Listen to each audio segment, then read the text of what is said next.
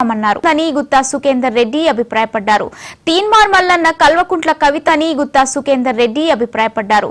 తీన్మార్ మల్లన్న కల్వకుంట్ల కవిత ఫిర్యాదులు తనకు అందాయని, ఇద్దరు ఎమ్మెల్సీల వ్యవహారం తనకు బాధ కలిగించిందని, చట్టపరంగా తన కర్తవ్యాన్ని నిర్వహిస్తానని స్పష్టం చేశారు.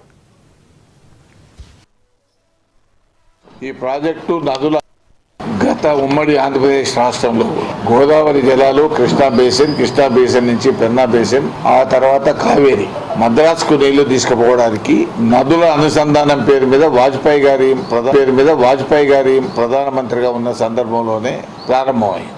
అప్పుడు అది లాస్ట్ పాయింట్ బనకచెర్ల అనేది. తద్వారా తెలంగాణ ప్రాంతానికి నీళ్లు ఆ ద్వారా ఏమి రావు. కాబట్టి ఉమ్మడి రాష్ట్రంలో ఏదైతే ప్రతిపాదనలు ఉన్నాయో దానికి అనుకూలంగానే నదుల అనుసంధానం జరిగితే బాగుంటుంది అనేటువంటిది రాష్ట్ర ప్రభుత్వం ఒక అభిప్రాయం, మా అందరి యొక్క అభిప్రాయం కూడా మనం చేస్తాం. గత ఉమ్మడి ఆంధ్రప్రదేశ్ రాష్ట్రంలో గోదావరి జలాలు కృష్ణా బేసిన్ నుంచి పెన్నాలోనే ప్రారంభమైంది. అప్పుడు ఉమ్మడి నీళ్లు తీసుకుపోవాలనే ప్రతిపాదన ఉన్నాయి. కాబట్టి ఇవాళ తెలంగాణ ప్రభుత్వం, ముఖ్యమంత్రి రేవంత్ రెడ్డి గారు దానికే చాలా స్పష్టంగా గతంలో ఏ ప్రతిపాదన ఉమ్మడి ఆంధ్రప్రదేశ్ రాష్ట్రంలో ఉందో దాన్నే తీసుకుపోవాలనేటువంటిది ఆలోచన. దానికి కారణం ఏంటంటే Ichampalli to Narayana Sagar, Nagarjuna Sagar to Penna basin, Kaveri basin, వాటి వల్ల ఏంటంటే మన రాష్ట్రానికి కూడా దాని ద్వారా లాభం చేకూరుతుంది.